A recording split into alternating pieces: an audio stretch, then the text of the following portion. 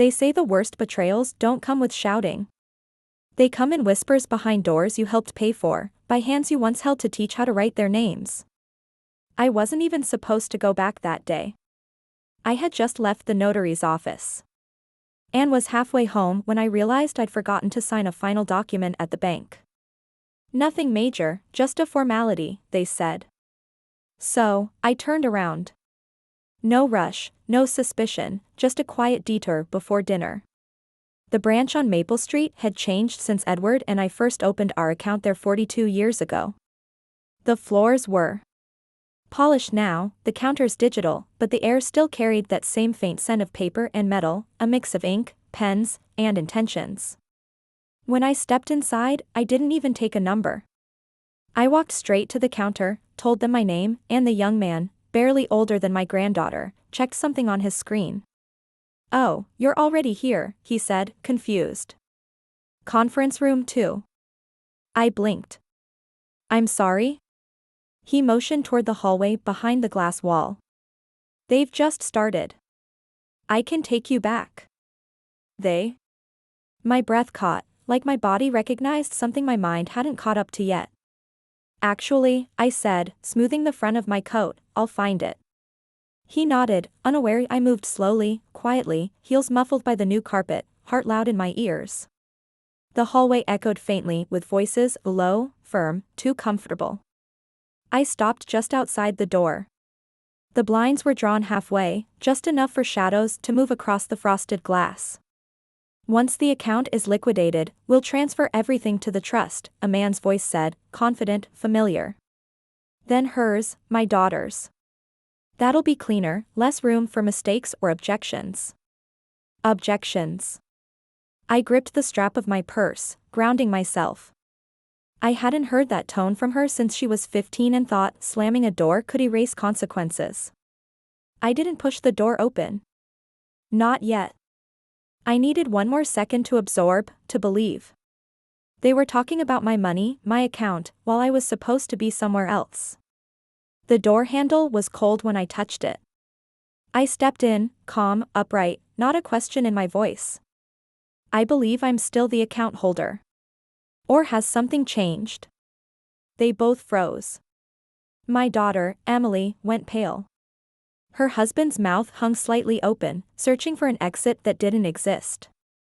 I looked at them, at the folder between them on the table, already opened.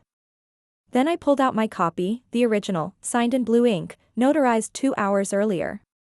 "I believe this is the document you we're system we're trying to rewrite." The silence that followed was thick with everything they hadn't expected me to know, and I hadn't even sat down yet. They didn't deny it. Not right away. They just stared, as if trying to calculate how much I had heard, how much I already knew. My daughter, Emily, was the first to speak. "Mom, this isn't what it looks like." I tilted my head slightly. "Then do tell. What does it look like?" Her husband, Nathan, tried to intervene. "We were just reviewing the documents you asked us to help with. You mentioned wanting help, remember?" I let out a soft breath through my nose, not quite a laugh, not quite anger either. "I asked you to help me change a light bulb last Thanksgiving, not restructure my entire estate." Emily looked down. Nathan adjusted his tie, suddenly too tight at the throat. I walked to the table, placed my folder right on top of theirs. My hands didn't shake, my voice didn't rise. "I signed the final papers this morning at the notary with 2 witnesses." I turned to the bank manager, who had just walked in, confused, clearly unaware of the drama he'd walked into. "Hi, I'd like to officially file a copy of my updated directive." "This," I said, tapping their file, "can be disregarded. It's unauthorized." He blinked. "Yes, of course, Mrs. Harper. I'll take care of it right away." Mrs. Harper, not Mom, not Grandma, just the name I was born with, carried through widowhood and nearly forgotten in the chaos of everyone else's plans. Emily tried again, softer this time. "Why are you doing this? We're your family." I turned to her slowly. My daughter, who I once stayed up nights rocking through scarlet fevers and heartbreaks, my daughter, who now stood in front of me like a stranger wearing her face. No, I said quietly. You were counting on me being too tired to notice. There was no fight in the room, no shouting, just something heavier, disappointment, disbelief, a grief deeper than mourning. I nodded to the manager, handed him my folder, and left the room without another word.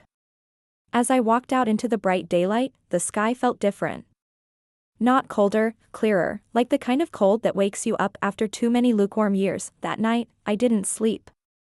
Not because I was afraid, but because I finally saw the full picture, and the next morning, I started making copies. The next morning, I didn't go for my usual walk. Instead, I sat at the dining room table with a cup of coffee and a legal pad. Line by line, I wrote everything I remembered, dates, conversations, the shift in Emily's voice last spring when she started suggesting Nathan handle the taxes, how she called the insurance company on my behalf without asking, the visit where they accidentally brought forms I don't remember asking for. I wrote it all slowly, clearly, in my own handwriting, because sometimes the only way to reclaim your story is to document it yourself. Around noon, the phone rang. Emily. I let it ring 4 times before picking up. Hi, Mom, she said, voice sugar-dipped and brittle. Can we talk?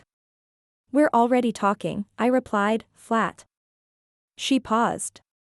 Then, with the same gentle cruelty she inherited from her father's mother, she said, You seemed confused yesterday. I just want to make sure you're okay.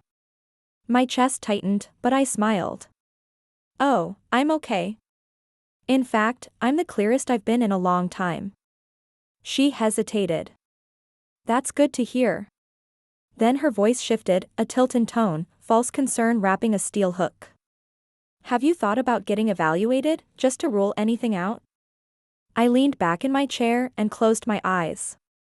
I think I will, actually, but not for the reason you hope. Silence, long, tense, telling. Then I asked softly, like I was offering a lifeline she wouldn't take. Emily, when did you stop believing I knew what I was doing? She exhaled sharply. Mom, nobody's saying that. You just did, I said. I hung up before she could reply. That night, I found Edward's old fountain pen and filled out a request for a cognitive assessment.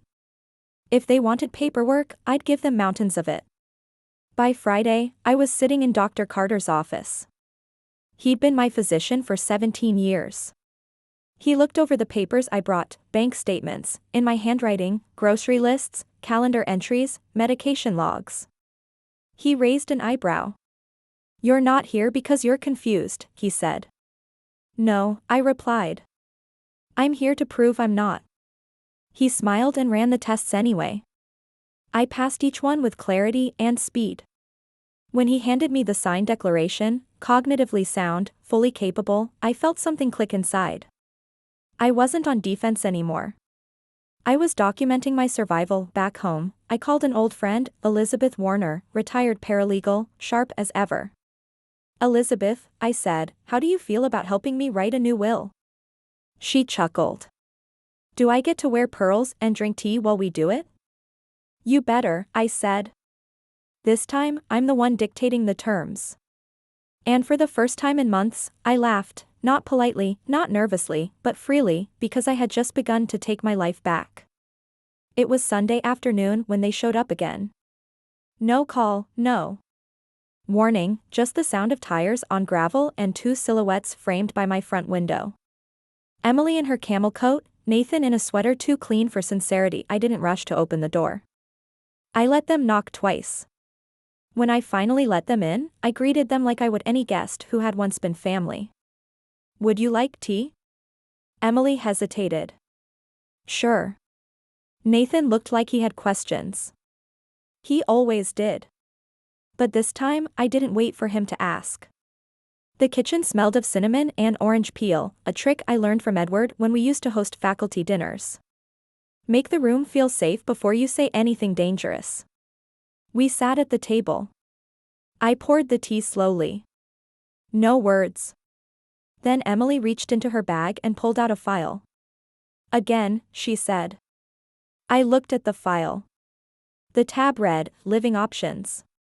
Nathan added, some of these places have gardens, memory care units, personalized plans. I held my cup with both hands, calm, steady. You picked these out for me? I asked. Emily nodded as if I'd thanked her. I smiled, then reached into the side drawer and placed a different folder on the table, Dr. Carter's cognitive assessment. New power of attorney, revoked rights, every visit logged, every word recorded. I slid them across the table without a single tremor. They didn't speak, so I did. This is the part, I said, where you stop pretending I'm the problem. Emily opened the folder, her lips parted, her face drained of color. Nathan leaned forward. Where did you, how? Where? I repeated. In my own home, my own bank, my own mind. Silence. Then I leaned in slightly, voice soft as snowfall. You forgot who raised you, who taught you to read fine print, who stayed up with you during every science fair meltdown and every broken heart sob fest. You thought I'd forget all of that, didn't you? Emily opened her mouth, then closed it again. Nathan tried one more time. We were just trying to protect your legacy. I smiled. No, Nathan. You were trying to rewrite it. I stood up. Now, kindly take your file and your plans and leave my house. Emily looked up at me, not with anger, but disbelief, like she couldn't believe I was still standing, still strong. But I was stronger than ever. They left without another word. And when the door clicked shut, I didn't cry. I didn't shake. I sat down, opened my own file again, and added today's date to the log in ink. The house was quiet after they left. But it wasn't the kind of quiet that haunts. It was the kind that lets you breathe. I poured myself another cup of tea and stood by the window, watching the wind move through the maple leaves, gold on one side, still green on the other. It looked like they couldn't decide if it was still summer or already fall. Neither could I, until that moment. That night, I pulled Edward's letter from the drawer beside my bed, the one I had read 100 times, the one that simply said, if the day comes when they try to make you doubt yourself, trust your instinct. You've always seen clearer than you believe. I held it in my lap and whispered, you were right again. The next morning, a knock came at the door. It wasn't Emily. It was Lily, Elizabeth's granddaughter, 24, studying archival science. She stepped inside with a duffel bag, a laptop, and a calmness that didn't demand space, just settled into it. Gran said you might need help organizing things. She said. I nodded. Come in. The files are by the fireplace. She moved through the house like someone who knew how to listen. She didn't ask questions she didn't need to. She didn't offer pity, only presence. And by evening, the house felt different, alive somehow, not noisy, but intentional. She labeled folders with names like estate confirmed and recordings logged. She backed everything up to encrypted storage and handed me a small flash drive. With a smile. It's all here, she said. And here, she touched her temple, if you ever forget where you put it. I laughed, not politely, not bitterly, honestly. In the days that followed, we built a rhythm. Lily helped me scan old journals and digitize my library papers. She asked if she could turn my front office into a workspace while she worked on her thesis. She made the tea now, chamomile, lemon verbena, ginger. She never tried to fix me. She just witnessed me. One afternoon, as we were labeling photos, she looked up and said, you know, you're kind of everything I want to be when I grow up. I smiled, then whispered, then don't let anyone tell you you're too sharp to be trusted. She didn't answer. She didn't need to. Last night, I sat in my chair by the window. The journal was open in my lap, the same one I'd started after Edward passed. The pages were heavier now, not just with ink, but with clarity. I wrote a single sentence on the final page, let them speak first, then watch them fall apart in the silence they created. I closed the journal, slid it into the drawer next to Edward's note, and tucked the key into my sweater pocket.